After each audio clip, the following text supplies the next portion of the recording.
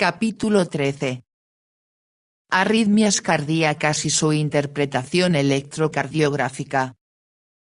Algunos de los tipos más preocupantes de alteraciones de la función cardíaca se producen no como consecuencia de un músculo cardíaco anormal, sino por un ritmo cardíaco anormal. Por ejemplo, a veces el latido de las aurículas no está coordinado con el latido de los ventrículos, de modo que las aurículas no funcionan como bombas de cebado de los ventrículos. El objetivo de este capítulo es analizar la fisiología de las arritmias cardíacas frecuentes y sus efectos sobre la función de bomba del corazón, así como su diagnóstico mediante electrocardiografía. Las causas de las arritmias cardíacas habitualmente son una de las siguientes alteraciones del sistema de ritmicidad-conducción del corazón o una combinación de las mismas. 1. Ritmicidad anormal del marcapasos. 2. Desplazamiento del marcapasos desde el nódulo sinusal a otra localización del corazón. 3. Bloqueos en diferentes puntos de la propagación del impulso a través del corazón. 4. Vías anormales de transmisión del impulso a través del corazón. 5. Generación espontánea de impulsos anormales en casi cualquier parte del corazón. Ritmos sinusales anormales. Taquicardia. El término taquicardia significa frecuencia cardíaca rápida, que habitualmente se define en una persona adulta como más de 100 latidos por minuto. En la figura 13.1 se muestra un electrocardiograma registrado en un paciente con taquicardia. Este electrocardiograma es normal excepto que la frecuencia cardíaca, que se determina por los intervalos temporales entre los complejos QRS, es de aproximadamente 150 por minuto en lugar de los 72 latidos por minuto normales. Algunas causas generales de taquicardia incluyen aumento de la temperatura corporal, estimulación del corazón por los nervios simpáticos y enfermedades tóxicas del corazón.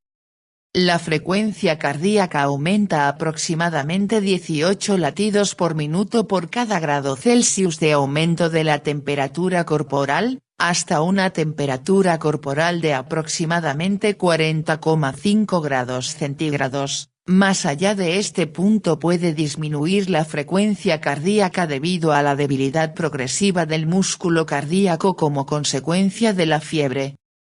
La fiebre produce taquicardia porque el aumento de la temperatura aumenta la velocidad del metabolismo del nódulo sinusal, que a su vez aumenta directamente su excitabilidad y la frecuencia del ritmo. Muchos factores pueden hacer que el sistema nervioso simpático excite el corazón, como se señala en muchas partes de este texto. Por ejemplo, cuando un paciente pierde sangre y pasa a un estado de shock o semi-shock, la estimulación refleja simpática del corazón con frecuencia aumenta la frecuencia cardíaca hasta 150 a 180 latidos por minuto. La debilidad simple del miocardio habitualmente aumenta la frecuencia cardíaca porque el corazón debilitado no bombea sangre hacia el árbol arterial en una cantidad normal, y esto provoca reflejos simpáticos que aumentan la frecuencia cardíaca. Bradicardia.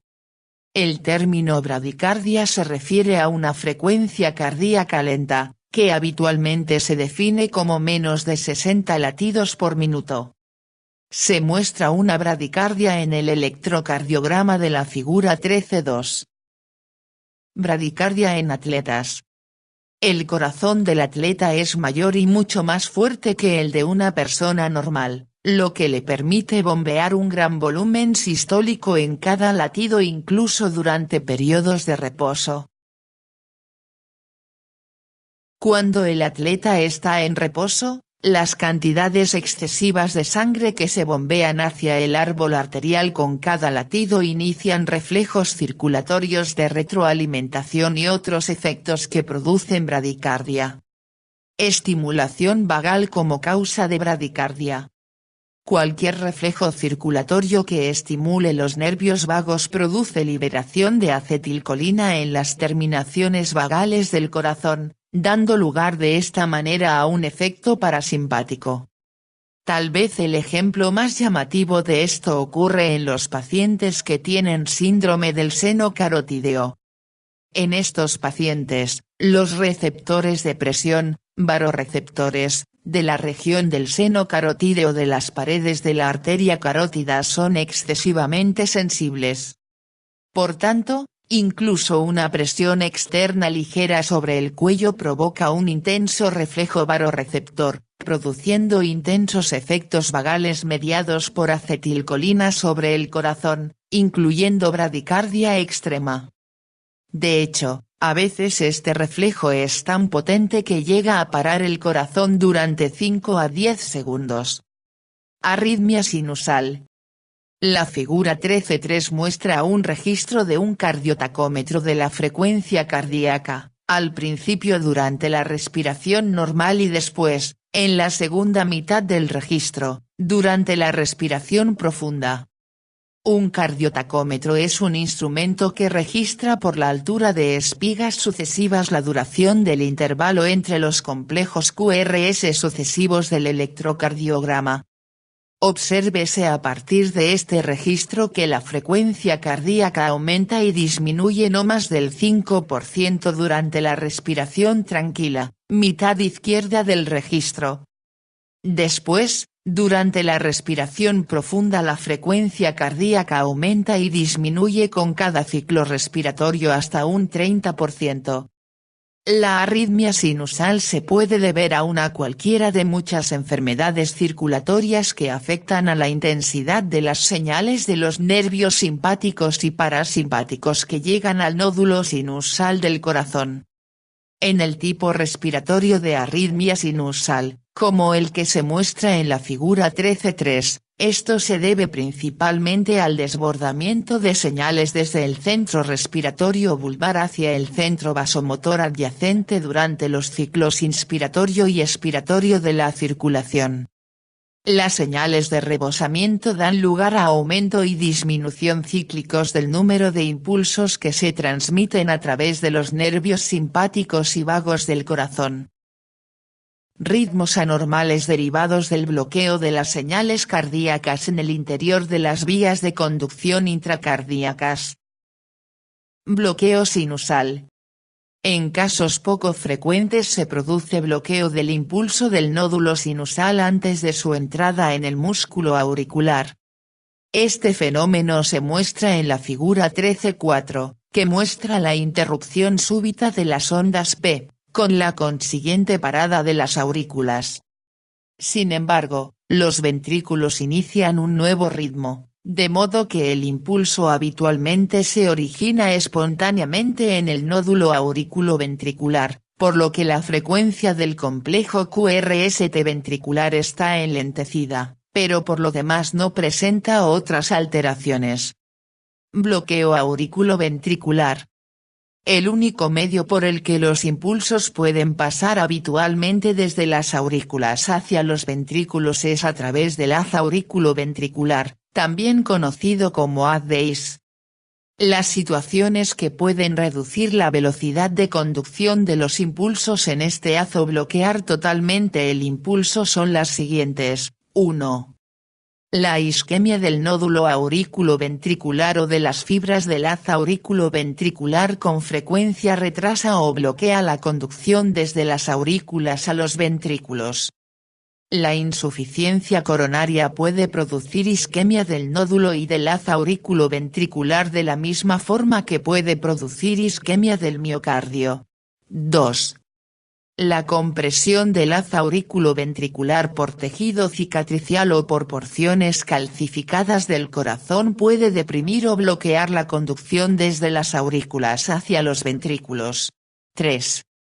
La inflamación del nódulo auriculoventricular o del haz auriculoventricular puede reducir la conductividad desde las aurículas hacia los ventrículos. La inflamación se debe con frecuencia a diferentes tipos de miocarditis producidas, por ejemplo, por difteria o por fiebre reumática. 4. La estimulación extrema del corazón por los nervios vagos en casos poco frecuentes bloquea la conducción de los impulsos a través del nódulo auriculoventricular. Esta excitación vagal ocasionalmente se debe a una intensa estimulación de los varorreceptores en personas que tienen síndrome del seno carotídeo, que se ha analizado antes en relación con la bradicardia. Bloqueo cardíaco auriculoventricular incompleto.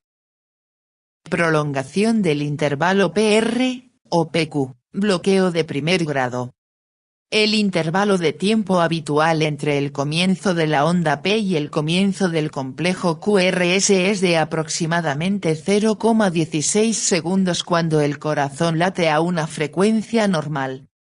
La duración de este denominado intervalo PR habitualmente disminuye al aumentar la frecuencia cardíaca, y aumenta al disminuir la frecuencia cardíaca.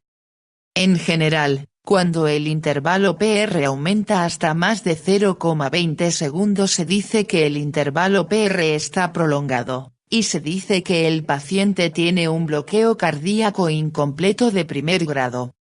La figura 13.5 muestra un electrocardiograma con prolongación del intervalo PR, en este caso el intervalo mide aproximadamente 0,30 segundos en lugar de los 0,20 o menos que se ven normalmente.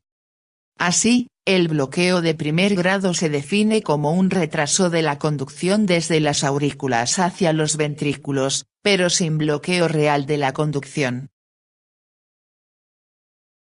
El intervalo PR raras veces aumenta por encima de 0,35 a 0,45 segundos porque, en ese momento, la conducción a través del haz auriculoventricular se ha deprimido tanto que se interrumpe por completo la conducción. Un método para determinar la gravedad de algunas cardiopatías, por ejemplo, la cardiopatía reumática aguda, es medir el intervalo PR. Bloqueo de segundo grado. Cuando la conducción a través del haz auriculoventricular es lo suficientemente lenta como para aumentar el intervalo PR hasta 0,25 a 0,45 segundos, el potencial de acción a veces es tan intenso que consigue pasar a través del haz hacia los ventrículos, pero a veces no es lo suficientemente intenso.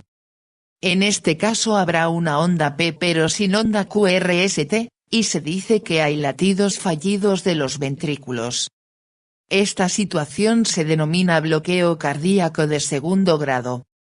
La figura 13.6 muestra intervalos PR de 0,30 segundos, así como un latido ventricular fallido como consecuencia del fallo de la conducción desde las aurículas hasta los ventrículos.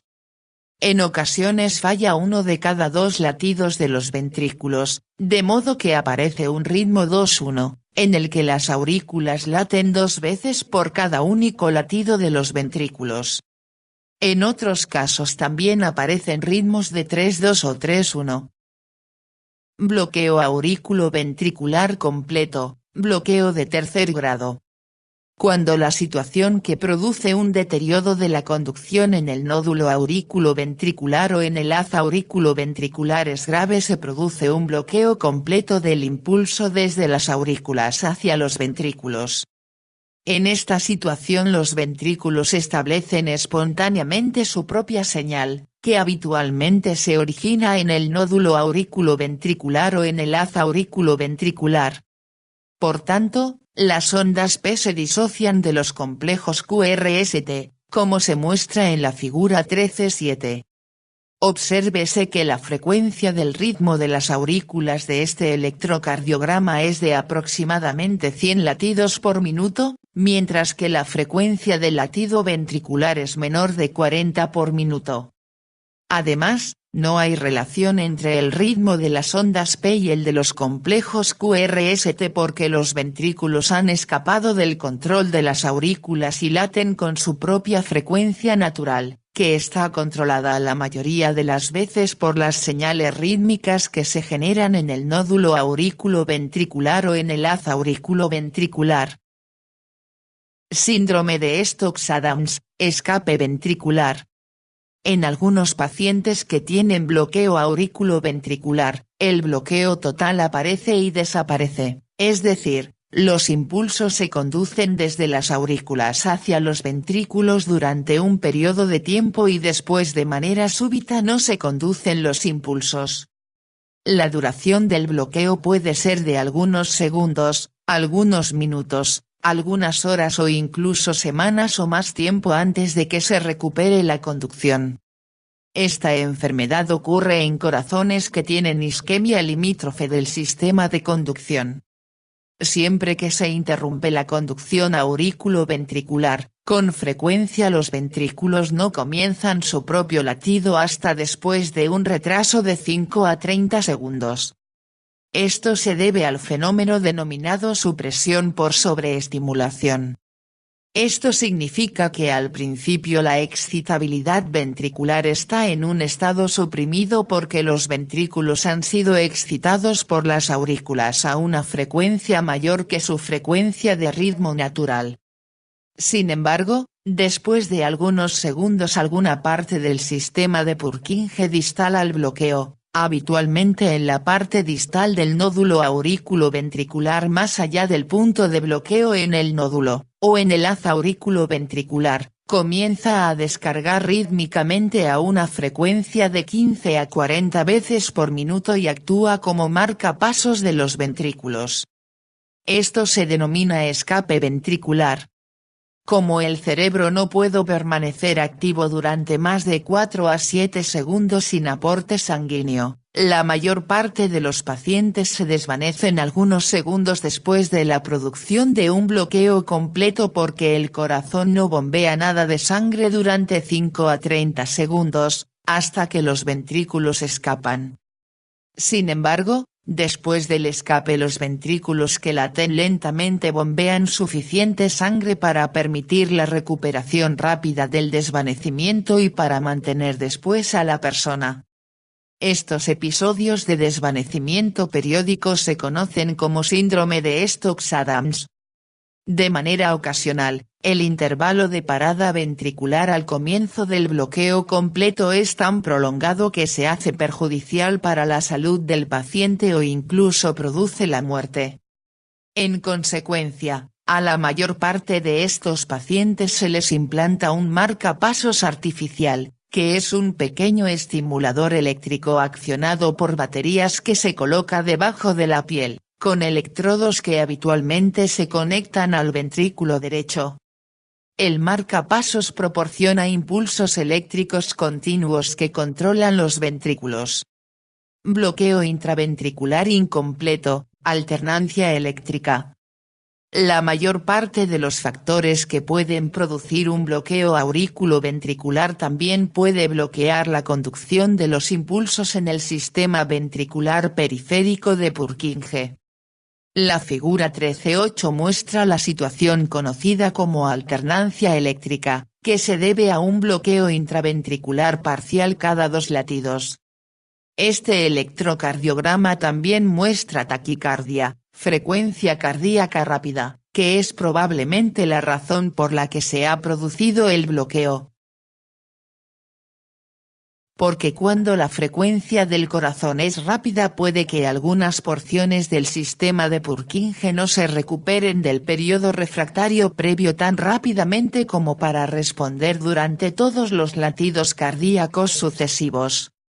Además, muchas situaciones que deprimen el corazón, como la isquemia, la miocarditis y la toxicidad digitálica, pueden producir un bloqueo intraventricular incompleto, que da lugar a alternancia eléctrica. Extrasístoles. Una extrasístole es una contracción del corazón antes del momento en que se debería haber producido una contracción normal. Esta situación también se denomina latido prematuro, contracción prematura o latido ectópico. Causas de las extrasístoles. La mayor parte de las extrasístoles se debe a focos ectópicos en el corazón, que emiten impulsos anormales en momentos inadecuados durante el ritmo cardíaco. Las posibles causas de los focos ectópicos son, 1. Zonas locales de isquemia, 2. pequeñas placas calcificadas en diferentes puntos del corazón, que comprimen el músculo cardíaco adyacente de modo que algunas fibras están irritadas, y 3. Irritación tóxica del nódulo aurículo-ventricular, del sistema de Purkinje o del miocardio producida por fármacos, nicotina o cafeína. También es frecuente el inicio mecánico de extrasístoles durante el cateterismo cardíaco. Con frecuencia se producen grandes números de extrasístoles cuando el catéter entra en el ventrículo derecho y comprime el endocardio. Extrasístoles auriculares. La figura 13.9 muestra una única extrasístole auricular.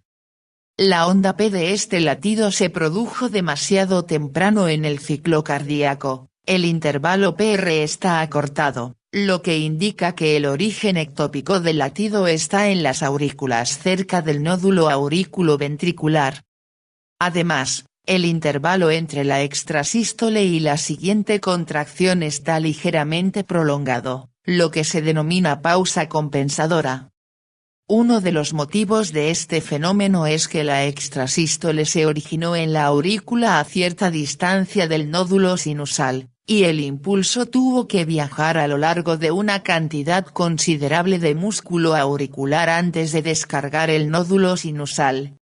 En consecuencia, el nódulo sinusal descargó en una fase tardía del ciclo prematuro, y esto hizo que también apareciera de manera tardía la siguiente descarga del nódulo sinusal. Las extrasístoles auriculares aparecen con frecuencia en personas por lo demás sanas. De hecho, con frecuencia aparecen en atletas cuyos corazones están en una situación muy sana. Situaciones tóxicas leves que se deben a factores como tabaquismo, falta de sueño, ingestión excesiva de café, alcoholismo y consumo de varios fármacos también pueden iniciar estas extrasístoles. Déficit de pulso. Cuando el corazón se contrae antes de lo debido, los ventrículos no se han llenado normalmente de sangre, y el volumen sistólico durante esa contracción está disminuido o casi ausente. Por tanto, la onda de pulso que pasa a las arterias periféricas después de una extrasístole puede ser tan débil que no se pueda palpar en la arteria radial. Así se produce un déficit del número de pulsos radiales cuando se compara con el número real de contracciones del corazón. Extrasístoles del nódulo aurículo-ventricular o el fascículo aurículo-ventricular.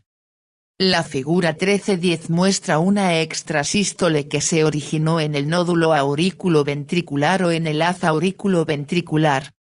No hay onda P en el registro electrocardiográfico de la extrasístole.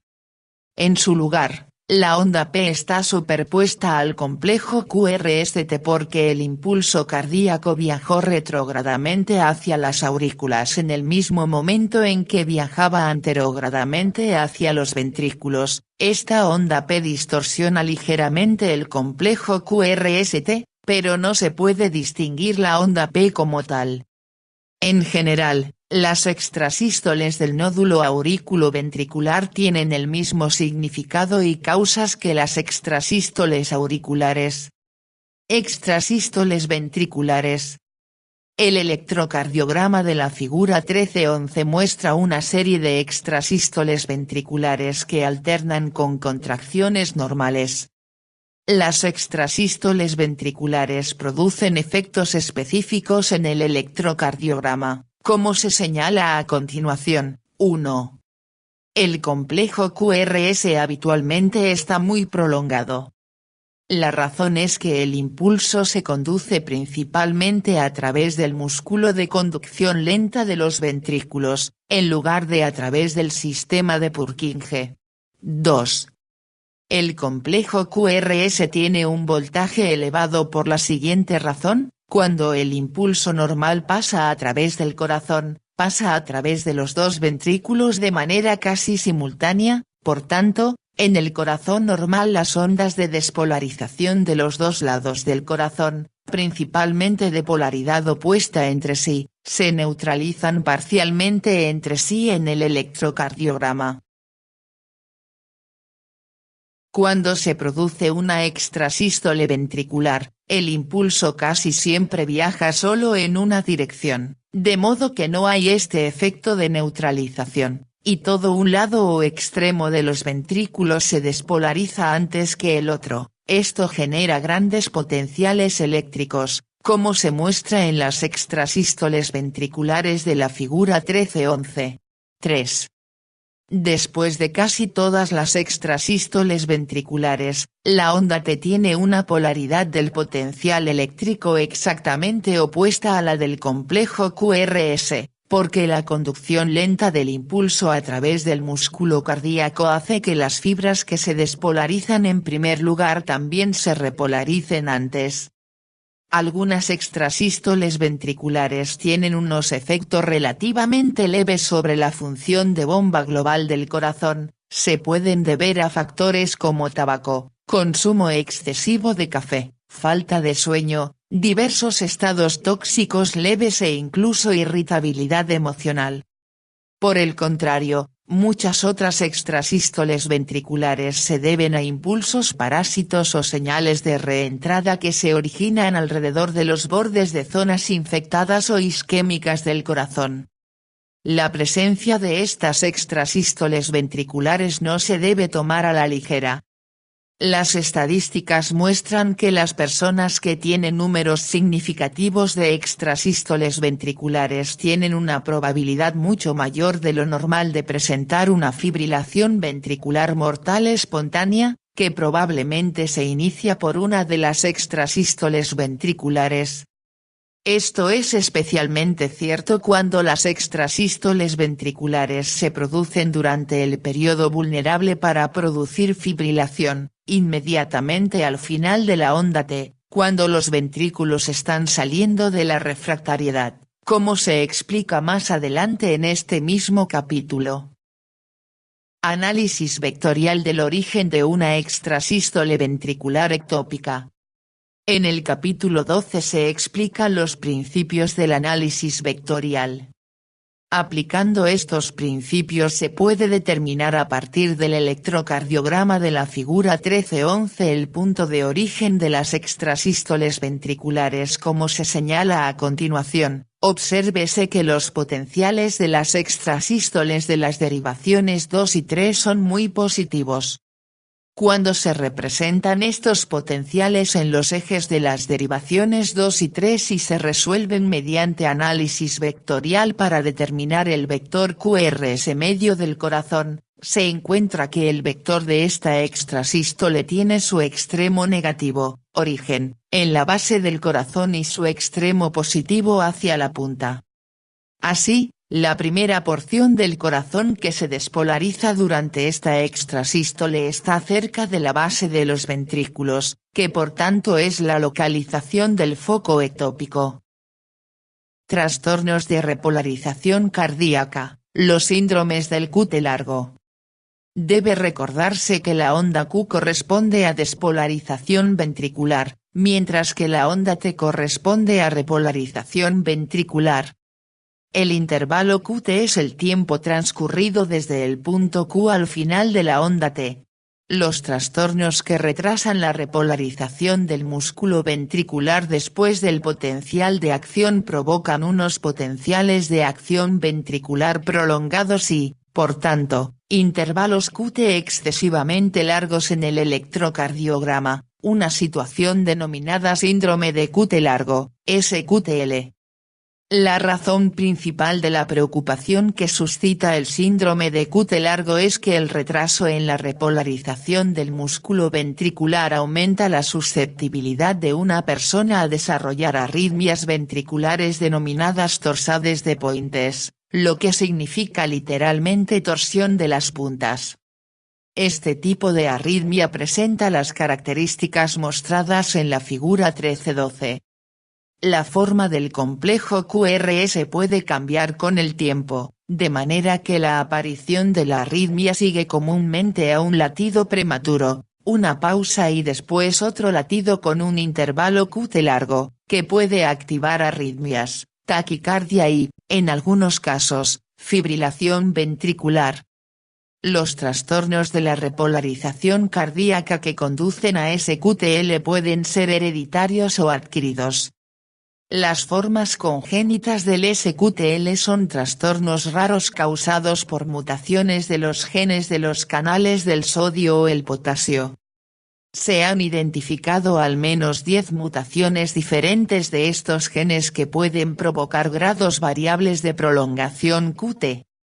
Son más comunes las formas de SQTL adquiridas, que se asocian con perturbaciones de electrolitos en plasma, como hipomagnesemia, hipopotasemia o hipocalcemia, o con la administración de cantidades excesivas de fármacos antiarrítmicos como quinidina o de algunos antibióticos como fluoroquinolonas o eritromicina que prolongan el intervalo QT. Aunque algunas personas con SQTL no muestran síntomas mayores, aparte del intervalo QT más largo, otras muestran arritmias con desvanecimiento y ventriculares que pueden precipitarse con el ejercicio físico, emociones intensas como el miedo o la ira o por un sobresalto debido a un ruido.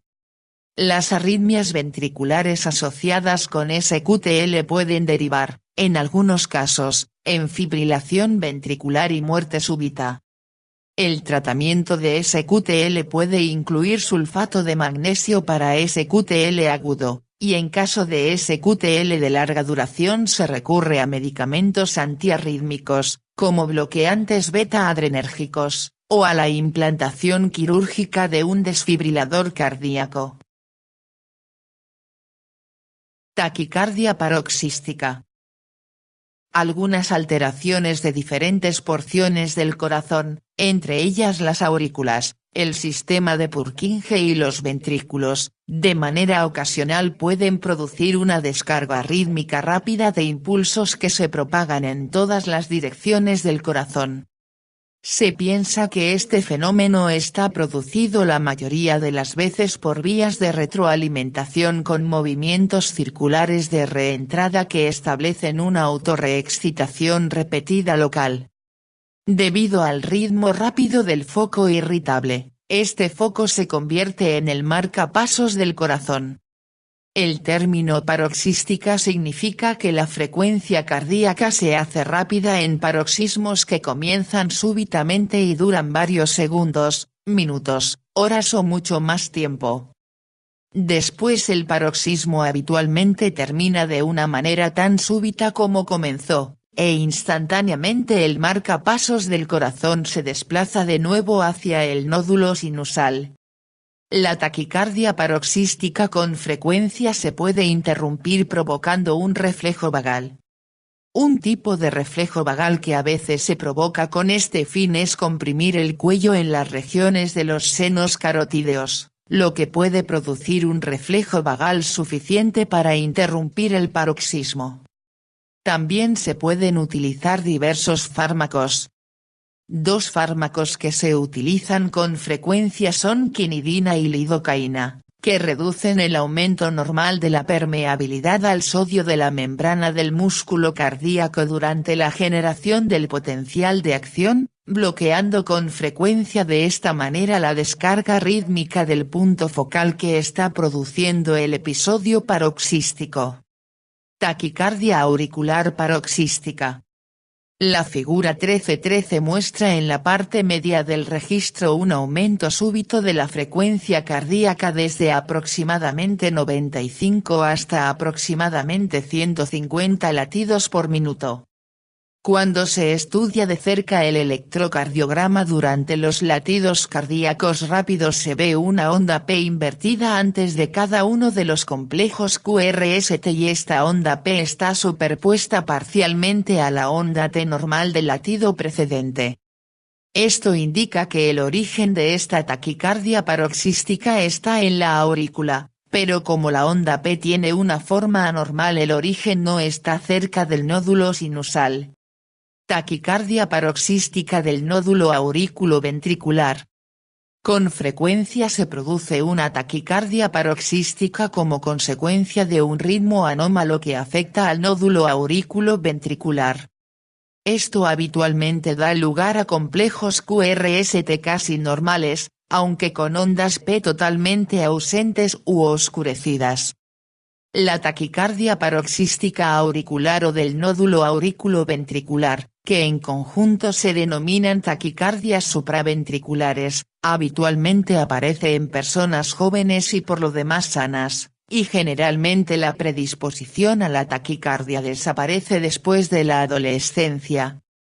En general, una taquicardia supraventricular asusta mucho a una persona y puede producir debilidad durante el paroxismo, aunque solo raras veces estos episodios producen un daño permanente.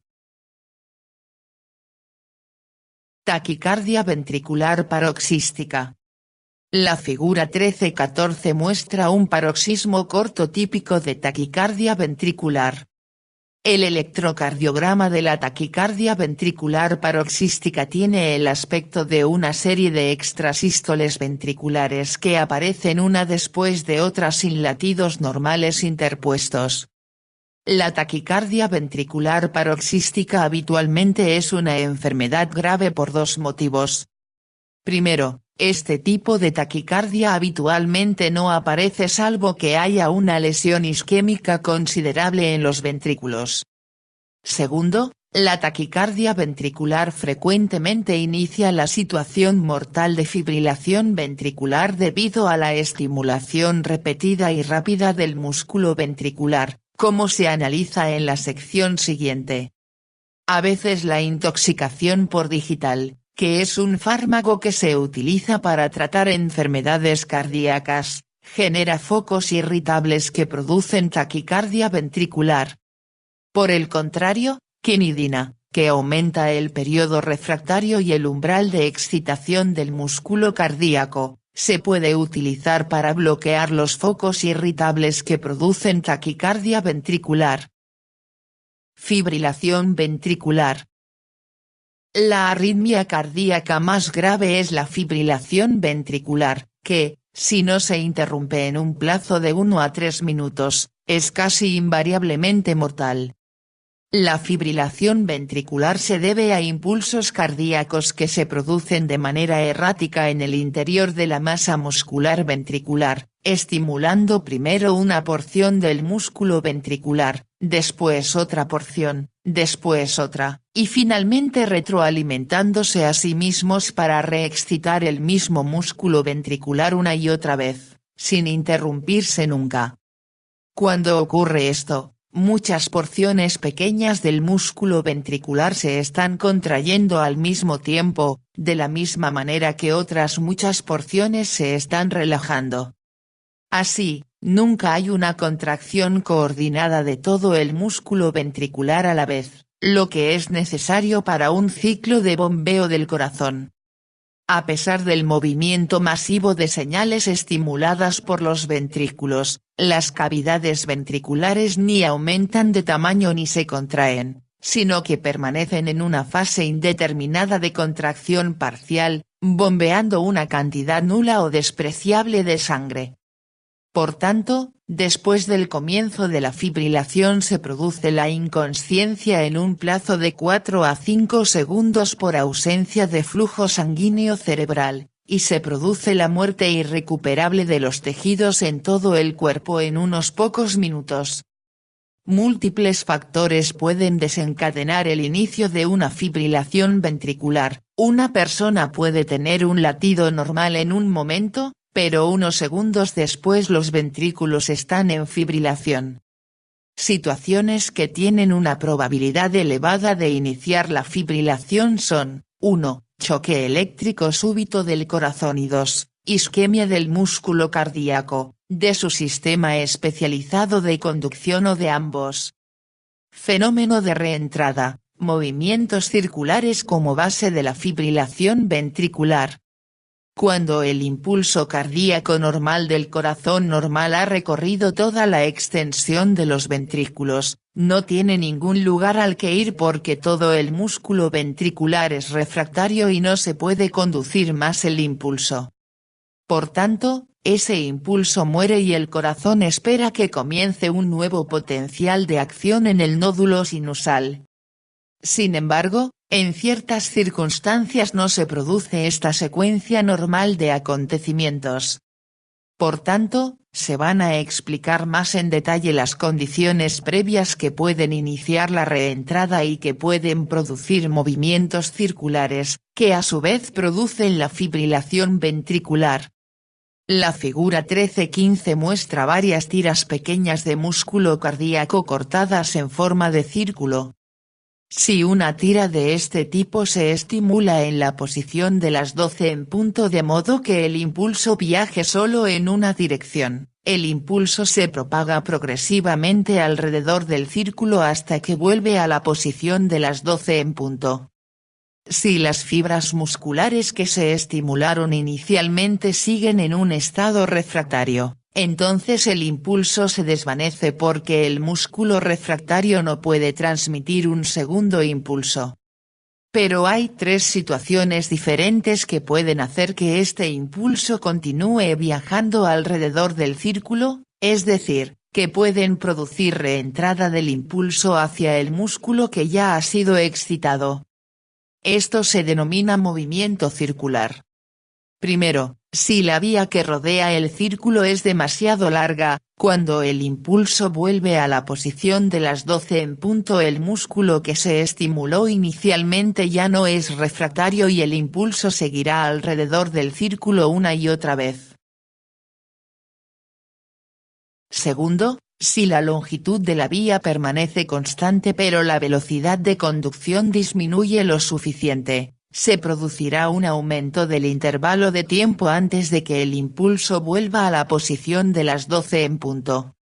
En este momento el músculo que se estimuló inicialmente podría haber salido ya del estado refractario y el impulso puede continuar alrededor del círculo una y otra vez.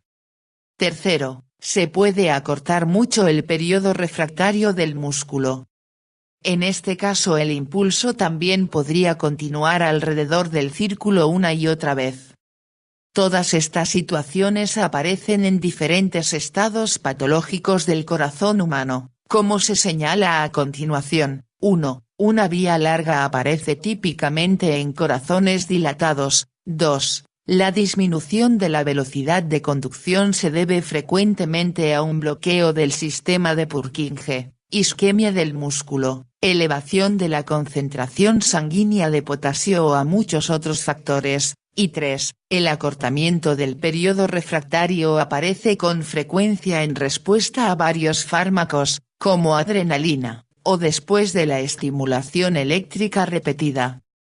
Así, en muchos trastornos cardíacos la reentrada puede producir patrones anormales de contracción cardíaca o ritmos cardíacos anormales que ignoran los efectos de ajuste de la frecuencia de marcapasos del nódulo sinusal. Mecanismo de reacción en cadena de la fibrilación. En la fibrilación ventricular se ven muchas ondas contráctiles separadas y pequeñas que se propagan al mismo tiempo en diferentes direcciones a lo largo del músculo cardíaco. Los impulsos reentrantes en la fibrilación no son simplemente un único impulso que se mueve en círculo, como se muestra en la figura 13-15. Por el contrario, han degenerado en una serie de múltiples frentes de onda que tienen el aspecto de una reacción en cadena. Una de las mejores formas de explicar este proceso en la fibrilación es describir el inicio de la fibrilación por un choque eléctrico producido por una corriente eléctrica alterna de 60 Hz.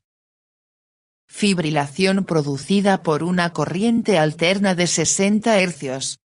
En un punto central de los ventrículos del corazón A de la figura 13-16 se aplica un estímulo eléctrico de 60 Hz a través de un electrodo de estimulación. El primer ciclo del estímulo eléctrico produce una onda de despolarización que se propaga en todas las direcciones, dejando todo el músculo que está debajo del electrodo en un estado refractario. Después de 0,25 segundos parte de este músculo comienza a salir del estado refractario. Algunas porciones salen de la refractariedad antes que otras. Esta situación se representa en el corazón A, por muchos parches más claros que representan el músculo cardíaco excitable, y parches oscuros que representan el músculo que sigue siendo refractario. Ahora la estimulación continuada a una frecuencia de 60 Hz desde el electrodo puede producir impulsos que viajen solo en ciertas direcciones a través del corazón, pero no en todas las direcciones. Así, en el corazón ciertos impulsos viajan distancias cortas hasta que llegan a las zonas refractarias del corazón, y después son bloqueados. Pero otros impulsos pasan entre las zonas refractarias y siguen viajando por las zonas excitables. Después se producen varios episodios en sucesión rápida, de manera simultánea, y perpetúan un estado de fibrilación.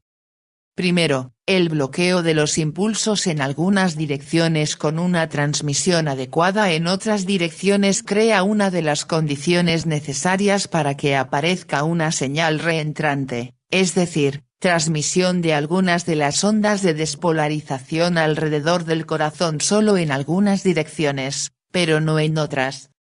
Segundo, la estimulación rápida del corazón produce dos alteraciones en el propio músculo cardíaco, que predisponen al movimiento circular. 1. La velocidad de conducción a través del músculo cardíaco disminuye, lo que da un mayor intervalo de tiempo para que los impulsos viajen alrededor del corazón, y 2. Se produce acortamiento del periodo refractario del músculo, lo que permite la reentrada del impulso hacia un músculo cardíaco excitado previamente en un tiempo mucho más breve de lo normal.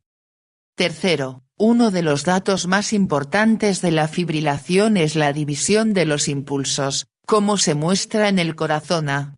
Cuando una onda de despolarización llega a una zona refractaria del corazón, la rodea por ambos lados. Así, un único impulso se convierte en dos impulsos. Después, cuando cada uno de estos impulsos llega a otra zona refractaria, también se divide para formar otros dos impulsos más. De esta manera se están formando continuamente muchos nuevos frentes de onda en el corazón mediante reacciones en cadena progresivas hasta que finalmente hay muchas pequeñas ondas de despolarización viajando en muchas direcciones al mismo tiempo. Además, este patrón irregular de transmisión de los impulsos genera muchas rutas sinuosas por las que viajan los impulsos, lo que alarga mucho las vías de conducción, que es una de las condiciones que mantiene la fibrilación. También produce un patrón irregular continuo de zonas refractarias parcheadas en el corazón. Se puede ver fácilmente cuando se ha iniciado un círculo vicioso, se forman cada vez más impulsos, estos generan cada vez más parches de músculo refractario y los parches refractarios generan una división cada vez mayor de los impulsos. Por tanto, en cualquier momento en que una única zona de músculo cardíaco sale de la refractariedad, hay un impulso próximo que puede reentrar en esa zona. El corazón B de la figura 13-16 muestra el estado final que se produce en la fibrilación. Aquí se pueden ver muchos impulsos que viajan en todas las direcciones, algunos de los cuales se dividen y aumentan el número de impulsos, mientras que otros son bloqueados por las zonas refractarias. De hecho, un único choque eléctrico durante este periodo vulnerable con frecuencia puede producir un patrón anómalo de propagación multidireccional de los impulsos alrededor de las zonas refractarias de músculo, que da lugar a una fibrilación. Electrocardiograma en la fibrilación ventricular. En la fibrilación ventricular el electrocardiograma es extraño, figura 13-17, y habitualmente no muestra ninguna tendencia a un ritmo regular de ningún tipo. Durante los primeros segundos de la fibrilación ventricular se contraen simultáneamente masas relativamente grandes de músculo y esto genera ondas gruesas e irregulares en el electrocardiograma. Después de otros pocos segundos desaparecen las contracciones gruesas de los ventrículos y el electrocardiograma cambia a un nuevo patrón de ondas muy irregulares de bajo voltaje. Así no se puede describir ningún patrón electrocardiográfico repetitivo en la fibrilación ventricular, sino que el músculo ventricular se contrae en hasta 30 a 50 pequeños parches de músculo a la vez, y los potenciales electrocardiográficos cambian continua y espasmódicamente porque las corrientes eléctricas del corazón fluyen primero en una dirección y después en otra y raras veces repiten un ciclo específico. Los voltajes de las ondas del electrocardiograma en la fibrilación ventricular habitualmente son de aproximadamente 0,5 milivoltios cuando comienza la fibrilación ventricular, pero disminuyen rápidamente, de modo que después de 20 a 30 segundos habitualmente son de solo 0,2 a 0,3 milivoltios. Se pueden registrar voltajes diminutos de 0,1 milivoltios o menos durante 10 minutos o más después del inicio de la fibrilación ventricular. Como ya se ha señalado, como durante la fibrilación ventricular no se produce bombeo de sangre, este estado es mortal salvo que lo interrumpa algún tratamiento heroico, como el electrochoque inmediato a través del corazón, como se explica en la sección siguiente. Desfibrilación eléctrica del ventrículo. Aunque un voltaje moderado de corriente alterna aplicado directamente a los ventrículos casi invariablemente produce fibrilación ventricular, una corriente eléctrica alterna de alto voltaje que se hace pasar a través de los ventrículos durante una fracción de segundo puede interrumpir la fibrilación haciendo que todo el músculo ventricular entre simultáneamente en periodo refractario. Esto se consigue haciendo pasar una corriente intensa a través de electrodos grandes colocados en los dos lados del corazón. La corriente penetra en la mayor parte de las fibras de los ventrículos al mismo tiempo, estimulando de esta manera prácticamente todas las partes de los ventrículos de manera simultánea y haciendo que todas ellas se hagan refractarias. Cesan todos los potenciales de acción y el corazón permanece parado durante 3 a 5 segundos, después de lo cual comienza a latir de nuevo, de modo que habitualmente el nódulo sinusal u otra parte del corazón se convierte en el marcapasos. Sin embargo, con frecuencia sigue presente el mismo foco reentrante que inicialmente había hecho que los ventrículos entraran en fibrilación, en cuyo caso la fibrilación puede comenzar de nuevo inmediatamente. Cuando se aplican electrodos directamente a los dos lados del corazón, habitualmente se puede interrumpir la fibrilación utilizando 110,5 de corriente alterna de 60 Hz aplicada durante el 0,1 segundos o 1005 de corriente continua aplicados durante algunas milésimas de segundo. Cuando se aplica a través de dos electrodos sobre la pared torácica, como se muestra en la figura 13-18. La técnica habitual es cargar un gran capacitor eléctrico hasta varios miles de voltios y después hacer que el capacitor descargue durante varias milésimas de segundo a través de los electrodos y a través del corazón. Bombeo manual del corazón, reanimación cardiopulmonar, como ayuda en la desfibrilación. Salvo que se desfibrile en un plazo de 1 minuto después del inicio de la fibrilación, el corazón habitualmente es demasiado débil para ser reanimado por la desfibrilación debido a la ausencia de aporte de nutrientes desde el flujo sanguíneo coronario. Sin embargo, sigue siendo posible reanimar el corazón bombeando previamente el corazón a mano, con presión manual intermitente, y desfibrilando el corazón después. De esta manera se envían pequeñas cantidades de sangre hacia la aorta y aparece un aporte sanguíneo coronario renovado. Posteriormente, después de varios minutos de bombeo manual con frecuencia es posible la desfibrilación eléctrica. De hecho, corazones en fibrilación se han bombeado a mano durante hasta 90 minutos, seguido de una desfibrilación con éxito. Una técnica para bombear el corazón sin abrir el tórax supone la aplicación intermitente de presión sobre la pared torácica junto con respiración artificial. Esto, más la desfibrilación, se denomina reanimación cardiopulmonar o RCP. La ausencia de flujo sanguíneo cerebral durante más de 5 a 8 minutos habitualmente produce un deterioro mental permanente o incluso destrucción del tejido cerebral. Incluso si se reanima el corazón, la persona puede morir por los efectos de la lesión cerebral, o puede vivir con un deterioro mental permanente. Fibrilación auricular. Recuerde que, excepto para la vía de conducción a través del haz auriculoventricular, la masa del músculo auricular está separada de la masa de músculo ventricular por tejido fibroso. Por tanto, la fibrilación ventricular con frecuencia aparece sin fibrilación auricular. De la misma manera, con frecuencia se produce fibrilación en las aurículas sin fibrilación ventricular. Se muestra a la derecha de la figura 13-20. El mecanismo de la fibrilación auricular es idéntico al de la fibrilación ventricular, excepto que el proceso se produce solo en la masa de músculo auricular en lugar de en la masa ventricular.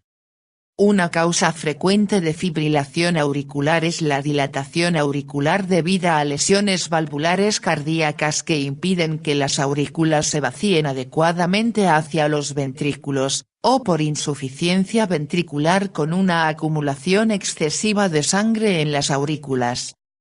Las paredes auriculares dilatadas ofrecen las condiciones ideales de una vía de conducción larga junto a una conducción lenta. Factores ambos que predisponen a la fibrilación auricular. Características del bombeo de las aurículas durante la fibrilación auricular. Por las mismas razones que los ventrículos no bombean sangre durante la fibrilación ventricular, las aurículas tampoco bombean sangre en la fibrilación auricular. Por tanto, las aurículas dejan de ser útiles como bombas de cebado de los ventrículos. Aún así, la sangre fluye pasivamente a través de las aurículas hacia los ventrículos y la eficiencia del bombeo ventricular solo disminuye un 20 a 30%. Por tanto, al contrario de la mortalidad de la fibrilación ventricular, una persona puede vivir durante meses o incluso años con fibrilación auricular, aunque el bombeo cardíaco global es menos eficiente. Electrocardiograma en la fibrilación auricular.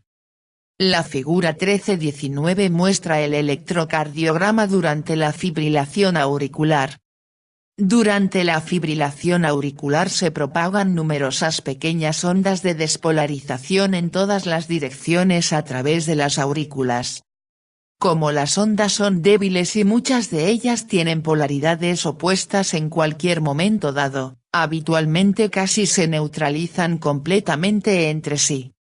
Por tanto, en el electrocardiograma se puede ver ausencia de ondas P de las aurículas o solo un registro ondulante fino de alta frecuencia y de muy bajo voltaje. Por el contrario, los complejos QRST son normales salvo que haya alguna patología de los ventrículos, aunque el momento de su aparición es irregular, como se explica a continuación. Irregularidad del ritmo ventricular durante la fibrilación auricular. Cuando las aurículas están en fibrilación, los impulsos llegan desde el músculo auricular hasta el nódulo auriculoventricular rápida pero también irregularmente. Como el nódulo auriculoventricular no permitirá el paso de un segundo impulso durante aproximadamente 0,35 segundos después de uno previo, deben pasar al menos 0,35 segundos entre una contracción ventricular y la siguiente.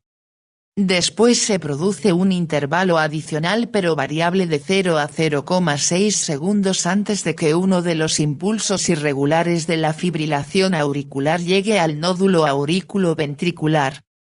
Así, El intervalo entre dos contracciones ventriculares sucesivas varía desde un mínimo de aproximadamente 0,35 segundos hasta un máximo de aproximadamente 0,95 segundos, generando un latido cardíaco muy irregular. De hecho, esta irregularidad, que se muestra por un espacio variable de los latidos cardíacos en el electrocardiograma de la figura 13-19, es uno de los hallazgos clínicos que se utilizan para diagnosticar esta enfermedad. Además, debido a la elevada frecuencia de los impulsos de fibrilación en las aurículas, el ventrículo es excitado a una frecuencia cardíaca rápida, habitualmente entre 125 y 150 latidos por minuto. Tratamiento con electrochoque de la fibrilación auricular. De la misma manera que la fibrilación ventricular se puede convertir de nuevo en un ritmo normal mediante electrochoque, la fibrilación auricular también se puede convertir mediante electrochoque. La técnica es esencialmente la misma que la conversión de la fibrilación ventricular, paso de un único choque eléctrico intenso a través del corazón, que hace que todo el corazón entre en un periodo refractario durante algunos segundos. Con frecuencia después se produce un ritmo normal si el corazón es capaz de generarlo. Aleteo auricular. El aleteo auricular es otra enfermedad producida por un movimiento circular en las aurículas. Es diferente de la fibrilación auricular, porque la señal eléctrica viaja como una única onda grande siempre en una dirección una y otra vez alrededor de la masa del músculo auricular, como se muestra a la izquierda de la figura 13-20. El aleteo auricular genera una frecuencia de contracción rápida de las aurículas, habitualmente entre 200 y 350 latidos por minuto. Sin embargo, como un lado de las aurículas está contrayéndose mientras el otro está relajándose, la cantidad de sangre que bombean las aurículas es pequeña. Además, las señales llegan al nódulo auriculoventricular demasiado rápidamente para que todas ellas se puedan conducir hacia los ventrículos. Porque los periodos refractarios del nódulo auriculoventricular y del haz auriculoventricular son demasiado prolongados para permitir el paso de más de una parte de las señales auriculares. Por tanto, habitualmente hay 2 a 3 latidos de las aurículas por cada único latido de los ventrículos. La figura 13-21 muestra un electrocardiograma típico en el aleteo auricular. Las ondas P son intensas debido a la contracción de masas semicoordinadas de músculo. Sin embargo, se debe observar en el registro que un complejo QRST solo sigue a una onda P auricular una vez de cada 2 a 3 latidos de las aurículas, dando lugar a un ritmo 2-1 o 3-1. Parada cardíaca. Una última alteración grave del sistema de ritmicidad-conducción del corazón es la parada cardíaca, que se debe a la interrupción de todas las señales de control eléctrico del corazón. Es decir, no queda ningún ritmo espontáneo. La parada cardíaca puede producirse durante la anestesia profunda, cuando muchos pacientes presentan una hipoxia grave debido a una respiración inadecuada. La hipoxia impide que las fibras musculares y las fibras de conducción mantengan los diferenciales de concentración de electrolitos normales a través de sus membranas, y su excitabilidad se puede afectar tanto que desaparezca la ritmicidad automática. En la mayor parte de los casos de parada cardíaca por anestesia, la reanimación cardiopulmonar prolongada, muchos minutos o incluso horas, tiene bastante éxito en el restablecimiento de un ritmo cardíaco normal. En algunos pacientes una miocardiopatía grave puede producir una parada cardíaca permanente o semipermanente, que puede producir la muerte. Para tratar esta enfermedad se han utilizado con éxito impulsos eléctricos rítmicos procedentes de un marcapasos cardíaco electrónico implantado para mantener vivos a los pacientes durante meses a años.